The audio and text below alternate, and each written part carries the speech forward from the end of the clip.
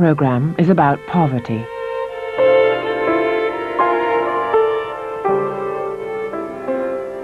We will look at the persistence of poverty and how various governments have tried to deal with it in the last 100 years.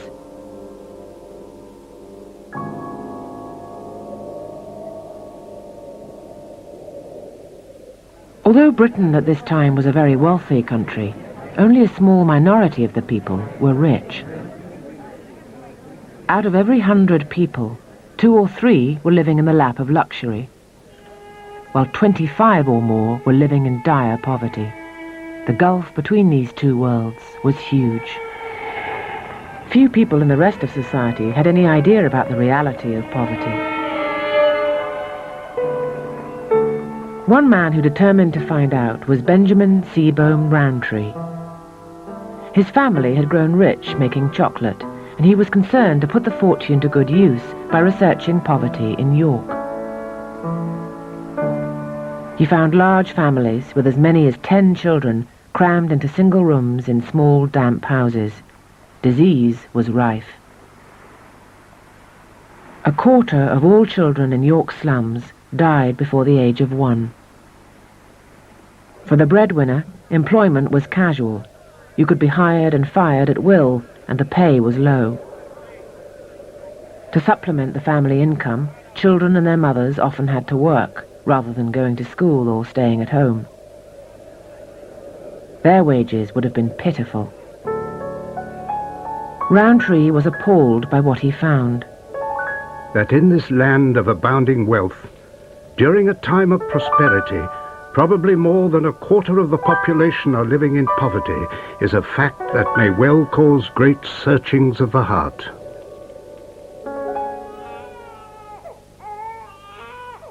If there was no work, poor families would often have to raise money by pawning their possessions. Pawn shops, with their characteristic sign of 3 brass globes, were a common sight in poor areas. They made a profit out of poverty. People would hand over their most valuable items, scraps of jewellery perhaps, or the Sunday best suit. In exchange, they'd be given money and a ticket for every item pawned.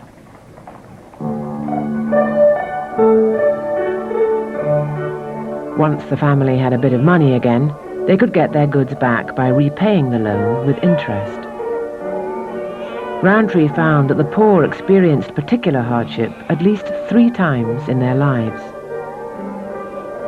Because this boy was born into a large family with many mouths to feed, his early years were spent in poverty.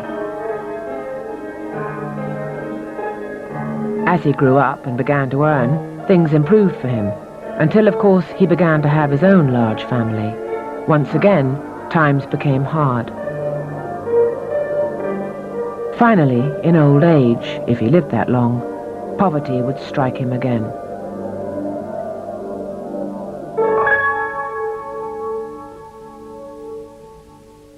Rowntree's report shocked society and prompted the first serious measures by a government to deal with poverty. They were called the Liberal Reforms. For children, school meals and medical checks. For those over 70, a pension of 5 shillings a week. For the working man, sickness and unemployment pay.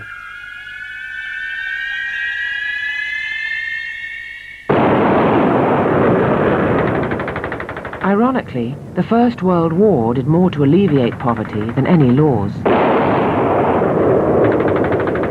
The huge demand for manpower in the army and in the industries which supplied them wiped out unemployment, raised wages, and bettered living conditions for millions of working-class families.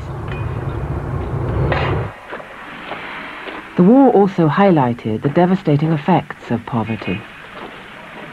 Such was the poor health of the working classes that of 2.5 million men who were called up in 1917, over 1.5 million were deemed physically unfit for full military duties.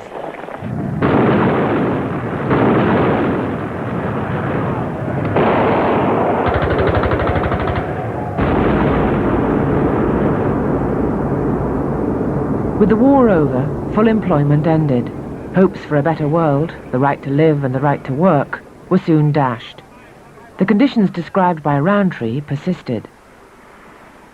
Andy Wardby grew up in the slums of York during the 1920s. There was no wallpaper on the walls, and you could lay back in bed and watch the bugs walking up the walls.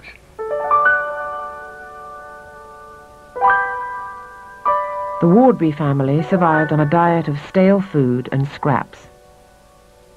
My mother and I, we were not allowed to eat until my dad is. We had to have what was left. Meat on the plate was something to remember. Sheep's heads. And sheep's heads were put in a stew in the pan. Well, we always used to say, if you leave the eyes in, they'll see you through the week.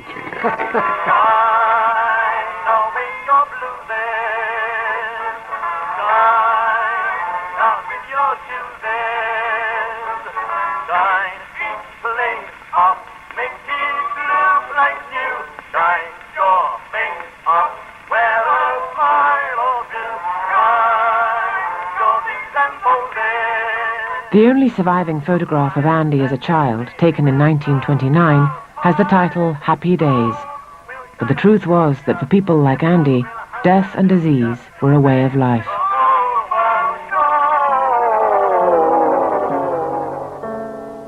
My aunt, she had a little daughter called Louie.